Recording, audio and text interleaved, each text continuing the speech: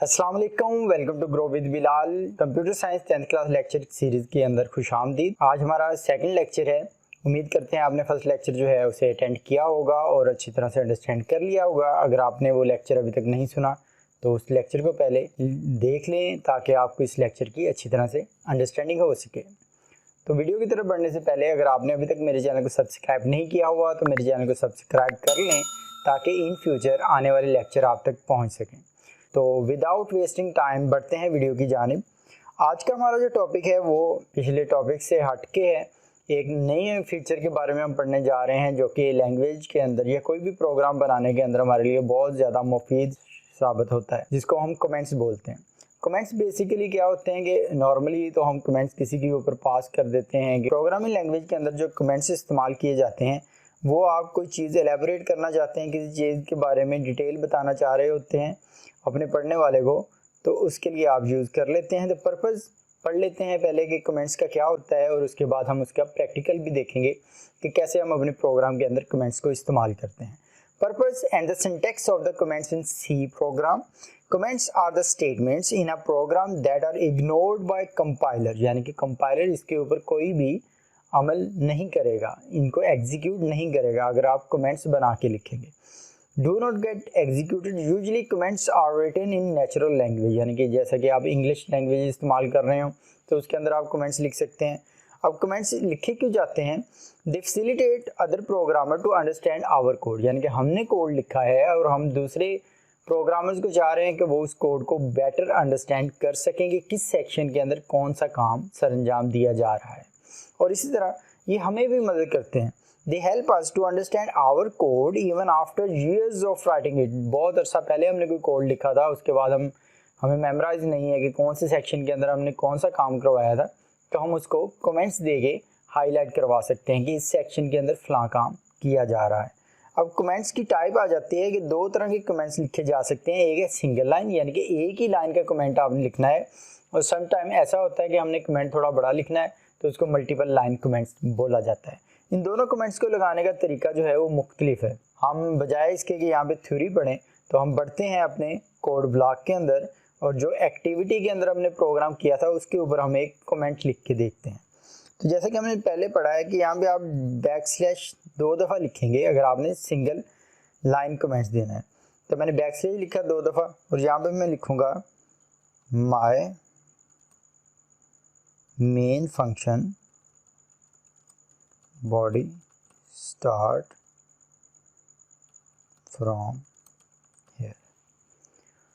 ठीक है, तो अब ये मैंने लिख लिया, इसको मैं दोबारा कंपाइल करवा लेता हूँ। बिल्ड कर लिया मैंने, तो आप देख रहे हैं कि बिल्ड फिनिश हो चुका है, 0 एरर 0 वार्निंग।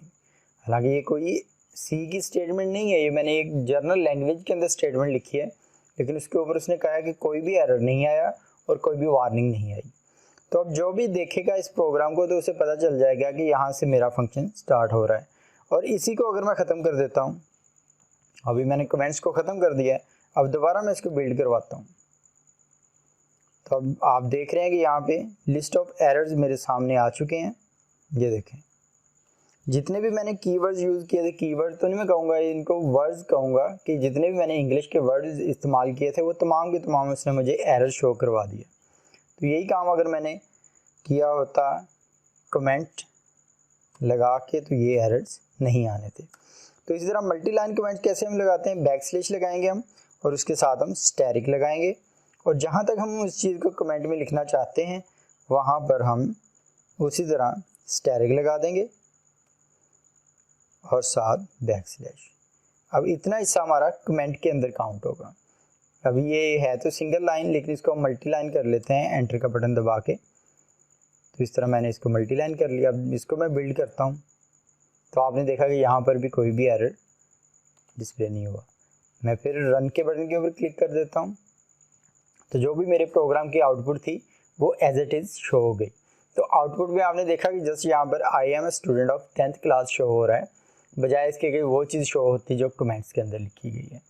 तो मेरा ख्याल है कि आप अंडरस्टैंड कर गए होंगे कि कमेंट्स किस लिए इस्तेमाल किए जाते हैं। प्रोग्राम को हम बंद कर लेते हैं और दोबारा अपने टॉपिक की तरफ वापस आ जाते हैं।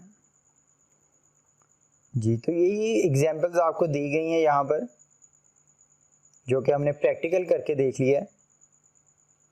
अब यहाँ पे एक एक्टिविटी है, आई होप सो कि ये एक्टिविटी आप खुद से भी परफॉर्म कर पाएंगे।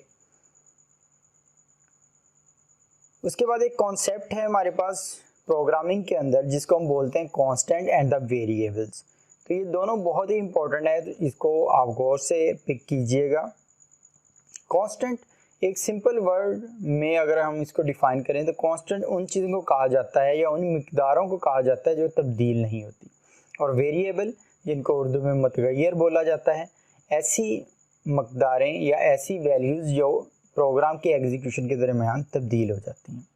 Each language has a basic set of alphabets, character set भी बोला जाता है इसको, that are combined in an allowable manner to form words, and then these words can be used to form sentences.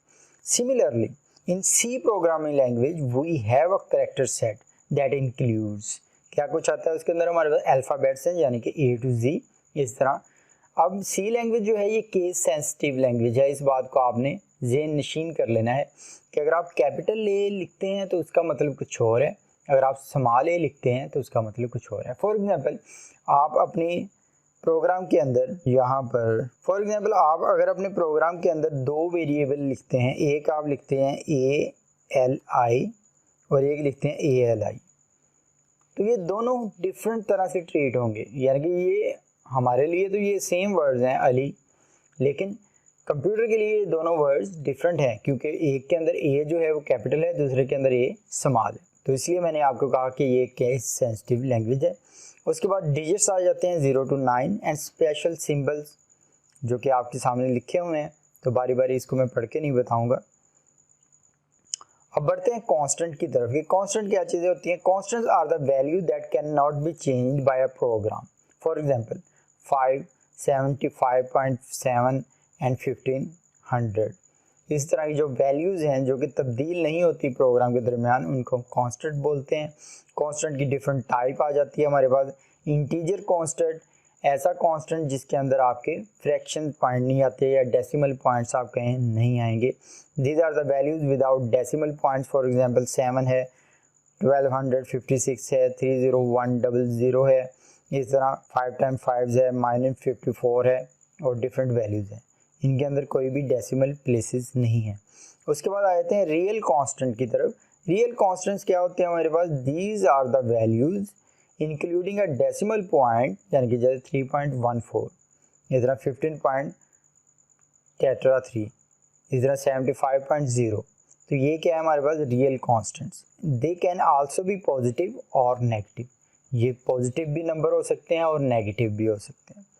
उसके बाद आ जाते हैं character constant. Any single small case letter, upper case letter, digit, punctuation marks, special symbol enclose in single quote, not double quotation, in a single quote is consider as a character constant. For example जैसे 5 लिखा हुआ है, इसके गिर्द हमने single code लगा दिया। इस तरह 7 है, इसके गिर्द हमने सिंगल कोड लगा दिया। A है, उसके गिर्द हमने सिंगल कोड लगा दिया, तो ये हमारे पास कैरेक्टर कांस्टेंट बन जाएंगे। अब यहाँ पर ये 5 जो है ये डिफरेंट ट्रीट होगा, इस 5 को आप ऐड अप नहीं कर सकते किसी नंबर की तरफ, तो ये एक हमारे पास कैरेक्टर है। और डिफरेंट यहाँ पे एग्जांपल्स हैं हमारे पास। उसके बाद आ जाते हैं variables. Variables are the different from the constants. Constant जैसा कि हमने पढ़ा है कि वो तब्दील नहीं होते during the execution of a program, जबकि वेरिएबल वो during the execution of a program तब्दील हो सकते हैं। A variable is actually a name given to a memory location as the data is physically stored inside the computer memory. The value of a variable can be changed in a program. It means that in a program, if a variable contain a value 5, then the later we can give it another value that replace the value 5.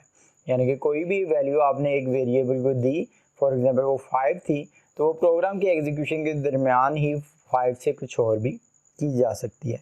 Each variable has a unique name. Her variable का एक अलहदा नाम होता है। Programme के अंदर आपने अगर ज़्यादा वेरिएबल यूज़ करने हैं तो आपने फर्स्ट वेरिएबल को कुछ नाम देना है, सेकंड वेरिएबल को ऐसा नाम देना है जो फर्स्ट से डिफरेंट हो। फॉर एग्जांपल आप मार्क्स ही ऐड कर रहे हैं तो आप नंबर 1 दे सकते हैं पहले को, दूसरे को नंबर 2 दे सकते हैं। तो इस तरह आप डिफरेंट जो हैं वो नेम्स इस्तेमाल कर सकते हैं। वो भी हम आगे चल के पढ़ेंगे कि नेम्स की क्या क्या लिमिटेशंस हैं, कैसे नाम आप रख सकते हैं और कैसे नाम आपको सी लैंग्वेज अलाउ नहीं करती। Data type describe the type of data. अब यहाँ पे सी लैंग्वेज के अंदर जब भी हमने वेरिएबल को डिक्लेयर करना होता है तो हमने सबसे पहले उसको डाटा टाइप देनी होती है, यानी कि हमें स्पेसिफाई करना पड़ता है कि इस वेरिएबल के अंदर हम डिजिट्स देना चाह रहे हैं, करैक्टर देना चाह रहे हैं या किस टाइप की वैल्यू देना चाह रहे हैं। तो यहाँ पे डिफरेंट डाटा टाइप्स हमारे सामने हैं, इंटीजर है, रियल है एंड करैक्टर। इंटीजर मीन जैसे कि हम पहले भी पढ़ के आए हैं, इंटीजर का मतलब होता है हमारे पास नंबर्स वैल्यूज आप देना चाहते हैं। जब भी आप डेसिमल प्लेसेस में वैल्यू एंटर करना चाहें तो आप वहाँ पे डाटा टाइप को फ्लोट रखेंगे या इन अदर वर्ड्स हम उसको रियल नंबर बोलते हैं। और इसी तरह करैक्टर के लिए जो डाटा टाइप रखी जाती है वो 4 और वैल्यूज उसके अंदर कैसे हम देंगे, कोट्स के अंदर, सिंगल कोट के अंदर। अब जैसा कि हमने बात की कि हमारे पास डिफरेंट टाइप की डाटा मौजूद है और उसका हमारे पास साइज होता है कि मेमोरी के अंदर वो कितना साइज ले रहा है। फॉर एग्जांपल हमारे पास इंटीजर वैल्यू है साइंड एंड अनसाइंड। साइन का मतलब ये होगा कि आपने साइन कर दिया इसके साथ नेगेटिव और पॉजिटिव। अनसाइंड मतलब कि आपने कोई भी उसके साथ साइन नहीं दिया। Integer data type is used to store integer values whole number. Integer take up to 4 byte of memory to declare a variable of a type integer वो use the keyword int. Signed int के लिए हम क्या use करते हैं, signed int can be store both positive and the negative values ranging from range आपके सामने लिखी हुई है, आप उसको नोट डाउन कर लें। By default type int is considered as signed integer. अगर आप उसके साथ कुछ भी मेंशन नहीं करते साइंड या अनसाइंड तो वो बाय डिफॉल्ट जो है वो साइंड ही कंसीडर होगा। इस तरह अगर अनसाइंड आप लिख देते हैं the unsigned integer can store only positive value, उनके अंदर सिर्फ आप पॉजिटिव वैल्यूज दे सकते हैं। Its value ranges from 0 to, यानी कि जितनी ये वैल्यू थी ये माइनस के अंदर थी वो उसके अंदर एड अप होगी, यानी कि माइनस वाला पोर्शन इसमें ऐड नहीं होगा, जस्ट पॉजिटिव नंबर यहाँ पर शो होंगे। उस तरह फ्लोट के अंदर क्या होता है, हमारे float data type is used to store a real number in with float point up to 6 digit of precision.